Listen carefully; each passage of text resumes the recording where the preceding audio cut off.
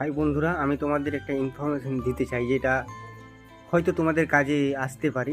যেটা হলো গিয়ে তোমাদের হারিয়ে যাওয়া মোবাইল নাম্বার কীভাবে ফিরে পাবে সেই ব্যাপারে আমি কিছু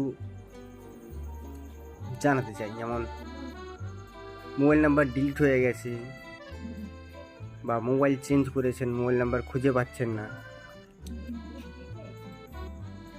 কোথা থেকে পাবেন, কীভাবে পাবেন, এই ব্যাপারেই চলুন দেখাই।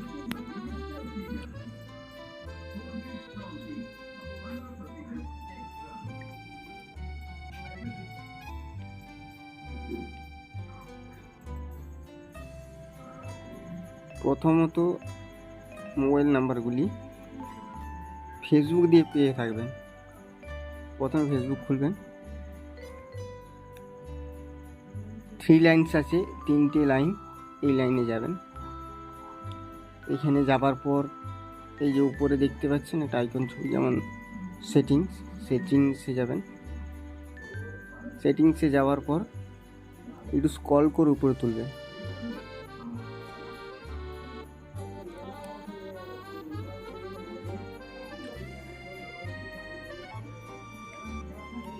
উপরে তোলার পর এই যে এখানে দেখতে পাচ্ছেন অ্যাক্সেস ইউর ইনফরমেশন,